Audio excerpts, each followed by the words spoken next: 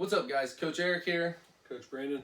Here to give you some tips on maxing out, or just going at a heavy attempt. But some tips to give you the ability to be as safe as possible when you load heavier weight. As we do load heavier weight on your body, it is a little bit more dangerous, and so the more you can pay attention to things, and the better you can set yourself up, the safer you're going to be. Two, it's going to help you just move the most weight possible too. So that'll help put all the good training and hopefully Christmas fuel into use. We are testing over the next 2 weeks bench press and back squat. This first week we'll do overhead squat and front squat and overhead press. The next week we will not be testing overhead squatting, overhead press, front squat.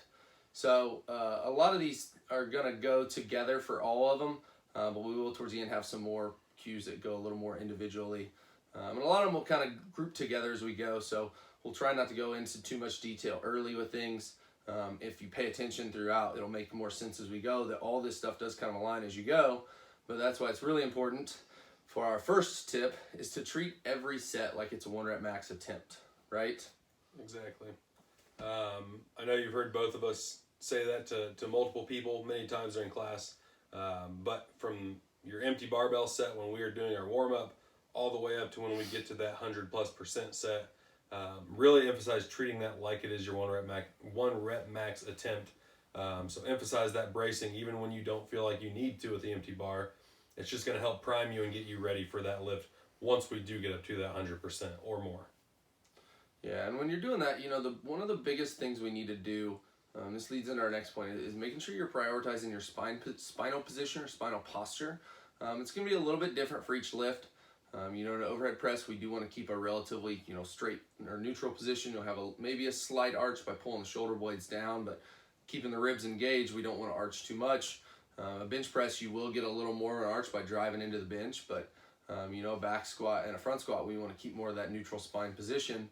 But the big thing is making sure that when you set and you brace, you're prioritizing maintaining that spinal posture as you go. And so the more you treat every set like a 1 rep max attempt, what that does is that helps prime that nervous system, to be able to move better. Your nervous system runs right through the spine, and that's what sends all the signals to the muscles on what to do, how to fire, how much to fire, And so the more you can actually pay attention as you go, the better off you're going to be.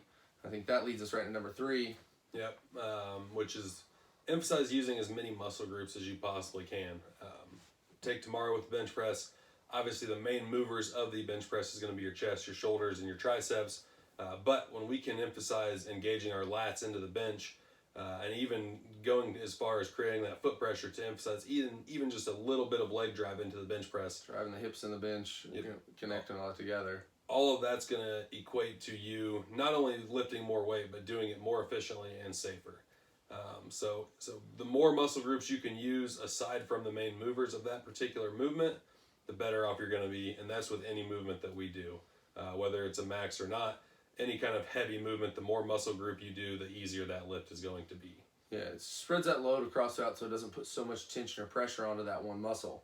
It's a little bit different than what you may think for bodybuilding. Bodybuilding, we want to create tension to make the muscle break down and grow more. If you're training for strength, we want to move more weight. That's a little bit different kind of technique and posture, and that's where we want to get more of those muscle groups engaged. And like we talked about stacking them, the better your spinal posture and position is, the easier that nervous system can send a signal to the body, to the muscles, to engage more muscle groups and help you be stronger, okay? I think that's really important, and this is something to pay attention to early on, because if you wait until it starts getting heavy to do it, then you have a lot to think about, and then it kind of throws off and leads us into the next one, is simplifying your cues as you put more weight on the bar. Early on when the weight's light, you can think about several things. You generally have multiple reps that you're doing. We'll typically do 10 with an empty bar, 3 to 5 for 2 to 3 sets, and then we kind of get into our singles. And in those sets with the bar and with the 3 to 5 reps, really emphasize each rep like it is a 1 rep max attempt. And if something feels off, that may be your cue to run with, or the thing that feels off the most that you need to fix the most. That may be, one of your main cues to run with as you put more weight on the bar, cutting those cues down so that way, you're simplifying and it's not so much to think about. I use the analogy with my athletes. It's like game time. When you get into a game, you know, you get into those heavy sets, that's like game time. You want to let your warm up and all your training kind of take hold. And so, you know, if you can treat every set the same, once you get into those heavier sets, that process just kind of takes over rather than it being something totally new that you've, you know, maybe never done or different than what you normally do. So, you have anything to add to that one? Yeah, no, just overemphasizing using multiple things early on to get the movement as efficient as possible. But when it's game time, when it's go time, stick to one or two big things that's going to help you remember more to perform better on that particular lift. And stay safer. That too, yeah. Safety really is the number one thing, but I know a lot of us, and this is us included, care about the performance. So, you know, we do want to make sure that safety is first. But with that being said, they kind of go hand in hand too. So, leading to that net or using this cue, I mean, is one is going to be good too. Lead to our next thing is creating the right bar path or grooving the bar. And this goes hand in hand with the bench press, the overhead press, and both squats. On the squat itself, that bar path is whether you're on your shoulders in the front squat or on your back in a back squat. That bar is going to be pretty well right over your midfoot, and ideally you're basically going to go straight down, straight up. With the overhead press and the bench press, it's a little bit different, but emphasizing that proper bar path and doing that early on as we are warming up, getting up to that point of the max effort, that's going to just, once again, make it safer, more efficient. You're going to be in a much stronger position to do that. So emphasize a very good bar path from empty bar all the way up to the point that we do our last set. yeah, I mean, with that being said, you want your pattern going down to be the same pattern you have going up. The better that you do that, again, you're kind of going through that patterning twice. That's another, you know, rep that nervous system's getting to prime you up for those bigger weights. And so, you know, like he said, in a squat, the bar stays over the midfoot. You know, in a bench overhead press, it's a little bit different, but, you know, really keeping that bar in that efficient bar path.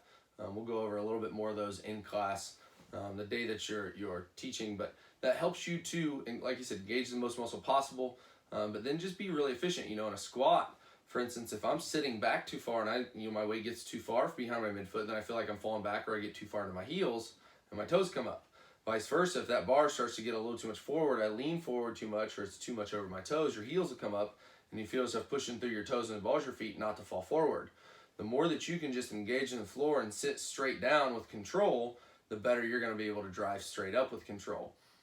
You know, to get deeper in a squat, to get below that parallel point, you know, if I keep sitting my hips back, I'm going to fall back. My knees need to actually open as I press into the ground to be able to slide or keep sinking straight down, so I can get that full depth position and maintain my brace to drive up. You know, same goes into a press. When I get in that bottom position for my shoulder blades to stay engaged, you know, I really need to make sure I have that efficient bar path to get down there, and then that's going to help me drive out of that bottom position efficiently, you know, again, so that way I'm safer on my joints, but then I'm also able to move the most weight possible. With that being said, as you stand up or you press up, once you start that concentric or the pushing action, go. Like, just go. The faster you can go with lighter weight, the heavier or the better it helps you prepare for heavier weight. But even with heavy weight, I know for me, Coach Brandon said the same thing. Like, we're thinking about almost jumping out of the bottom of our squat or trying to throw the bar off our chest in the bottom of press. It may not look like it. You may be grinding it out as slow as can be, but, you know, the harder you kind of push through, the more efficient and stronger you're going to be with that as well. So those are a lot of the tips that go over both of them together. We'll get a little bit more into detail here over some individual cues, especially talking about the squat first and then go into some of the pressing movements. So if you want to go ahead and talk about some foot pressure and bracing stuff. Yep. So I know you guys, if you've had me as your coach in class, I talk about it all the time. It's creating that foot pressure and also bracing. It's something that whether we're squatting, deadlifting, benching, overhead pressing, whatever it may be, I always talk about creating foot pressure and bracing. With the foot pressure, if you act as though my hand is my foot here, we're thinking about trying to create a lot of pressure with our heel, and then if my index finger is like my big toe, that knuckle there, and then the knuckle of what my pinky toe would be. So creating as much pressure on those 3 points as you can is going to overall allow you to have great foot pressure throughout the entirety of your movement, and trying to hold that as much as you can as well throughout the entirety of your movement. The bracing aspect of it is, I mean, we try to make it as simple as taking in that big breath as into your belly as much as you can and holding tight all the way through the entirety of the movement. But getting a little more in depth with it is thinking about creating a 360-degree breath. So not only are we filling up our stomach with air, we're filling up our lower back and everything in between. So we're taking in that big belly breath, but we are filling up everything from our sternum down to our pelvis with as much air as possible and holding that throughout the entirety of the movement. A few other things in between that. You've heard me talk about stacking your ankle over your foot. So as you're starting to create that foot pressure, if you can kind of try to take your ankle and legitimately stack it right over your foot, that's going to do wonders as far as your ability to dig into the ground. But you're going to feel your legs turning on, which is, especially for the squat, is something that you don't even have to think about using your legs because you're going to regardless. So think of it this way: the more foot pressure you can create, the more leg drive you are going to use, and then also the more brace you can do. For one, the safer your torso and your spine and everything is going to be, but the stronger Everything we've talked about. the stronger everything is going to be, which is going to in turn give you a stronger lift on whatever that lift may be. But once again, a safer lift. Everything will be locked in a little better and it will move much better. 2 fun facts for those. So one, if you pay attention, especially in a dead bug, we talk about breathing into the floor with your low back as you're controlling the movement. That's the same type of posture position we want in a squat, in a deadlift too. We're not testing deadlift, but in a deadlift to pull off the ground, you want to, that's that 360 degrees tension we talk about is when you're laying in a dead bug. So that's why it's really important. That's why we incorporate those. But 2, pro tip from Ed Coan. If you don't know who Ed Coan is, I highly recommend you research or Google him. He knows a thing or two about strength training, but a bracing cue, and I've actually used this with Dane in class. He was really amazed at how simple but how much it works. Is when you take your breath in. So when you set up in your position, whether it be in the bench before I start the movement, breathe, inhale through your nose, a big breath as big as possible. But as you inhale, push your tongue into the roof of your mouth and take a big breath in through the nose, and you'll feel that naturally fill up into the belly, and you'll feel being able to breathe into the lower back and fill up those pockets of air to create that 360-degree breath. So we were able to maintain that spinal posture better, and engage the nervous system a little better, but then, keep everything nice, strong, and stable. So, as you do that, as you go on and, directly relating to the squat, that's going to help you into our next cue where we want chest and hips should sit and rise together. So as I go down, my hips and chest should come down together. I want to think about my knees and hips kind of break together to help you sit down. But your hips and your chest should sit into the bottom at the same rate. And then when you stand up, we don't want one or the other to come up more than the other. They should sit or rise up together as well. I think that's going to be something that's really important as we get heavy to help focus on posture and keeping that spinal position, is thinking about when you come out of that bottom position, your chest rises with your hips as you really push into the floor and brace out of that. So, you got anything you want to add to that?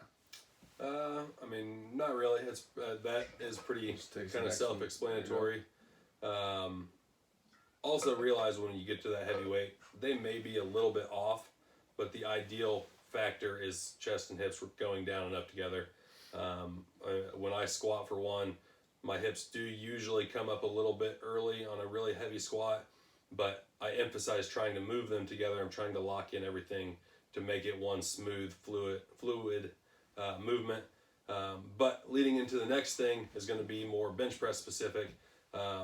But at the same essence, just as important as what that is for the squat, is driving your shoulders into the bench and think about squeezing the bar. So we talk about taking that breath into brace. You've created that arch with your back or with your spine, but think about driving your shoulders down into, so you are forcefully pushing your upper back down into the bench when we are here, squeezing the bar as tight as you can. Doing that emphasis of pushing your shoulders into the bench is going to help stabilize your scaps. But as you go down, the bar hits your chest, you're getting ready to drive up. Rather than just pushing up with your arms, emphasize trying to push your back into the bench more. So you're almost pushing yourself away from the bar. It's just going to help you, as we said earlier, use more muscle groups. You're going to lock into that bench more. You're going to use your back more. And it's just going to help you move that bar more efficiently, more safely, and much stronger. Yeah, stabilizing the scaps goes right back to that second point we made about prioritizing your spinal posture. So, in an overhead press, we still want to keep the shoulder blades nice and engaged. you start in this kind of protracted position, and when we press and the head gets through, the shoulder blades should be pinched together at the end. In a bench press, that's what creates that arch is the shoulders being engaged, and the more tension that I keep around my shoulder blades, the better that helps maintain posture in the spine. So that's really one of the biggest cues or tips with any type of pressing, is to make sure your scaps are stabilized. It's just a little bit different versus a bench versus an overhead press, but the more stable and stability you have engaged around the scaps, the stronger that press is going to be. So it's going to help you keep the elbow or the forearm more stacked underneath the bar. So in an overhead press, as you go and you unrack, we want that bar right over your forearm, or maybe over the top of the backside of the forearm. As you press that whole time, and as you come through, as you come back down, we want to keep the bar stacked under keep your elbow, stacked under the bar. Same thing goes into a bench press. We see a lot of people when they go, and this goes in an overpress too, as they start coming down, that the elbow starts to rotate out too much or up, and what happens is you start to lose leverage, and then it makes it much harder to keep your shoulder blades and your scaps engaged, to keep the spine nice and stable. I know this is something that you've talked about a lot before. I don't know if you have anything else you want to add to that. Emphasize when you emphasize doing that. So I'm going to go a little more with an overhead press, but think of it like if we're doing a push press or a jerk as opposed to a strict press. On that push press, you're going to be more in that front rack where the bar's on your shoulders. Your elbows are going to be in front of the bar a little bit so that you can hold that bar when you go to load your hips up and drive it. And doing that, we're using the leg drive to send the weight up overhead. When we're doing the strict overhead press, you don't have that leg drive. So if we're holding here, the first movement you've got to do is get to there anyway. So if we can get that brace in and get set and we're already here, all you have to do is press the bar straight up overhead. Similar essence on the bench press. Obviously on that, you're going to start with it stacked for the most part. But I guess the easiest way to explain is we're trying to get from point A to point B as quick as we can. So if we can emphasize that elbow being stacked right under the bar, we're going from A to B much easier than if we're here and then we got to go down, up, and all this other stuff. So make it as simple as possible, really. And that is one thing that will make the pressing, whether it's a bench press or an overhead press, much simpler and much safer. Yeah, it helps align your bar path a lot more. Is a lot of what it would do, so that way it does make you more efficient and safer and stronger as well. So I think that's pretty much it for a lot of the tips we have. Hopefully this helps. I know we went a little long, so bravo to you guys if you listened through all of this. But this is something that, we would like to get doing a little bit more. So if you guys have questions or anything you would like to hear us talk about, we're all for it. We're here to help you guys and help you. Like we said earlier, be safe should be your number one priority. If you're not safe, you're hurting yourself in training. You're not going to get very far because you're going to be in and out of training a lot. So being safe, but then also no Siri, but then also helping you to be stronger, to help perform better and move more weight and to feel better as you do it. I know we all want to see that progress and see the weight on the bar go up. And so the safer you are and the more that you kind of follow these tips and pay attention to these things, the better you're going to be able to do that. So thanks for listening, guys. You got anything you want to add before we sign out here? Obviously we threw a lot of stuff at you, but I think a big takeaway on it, especially when we get to those heavy loads, make the movement as simple as you possibly can. Obviously there's a lot of things that go into it that we have to do to ensure safety and progress to it, but the simpler you can make them each movement, the better off you're going to be when it comes time to do those heavier numbers. So make it simple, make it fun, and stay strong, guys. See ya.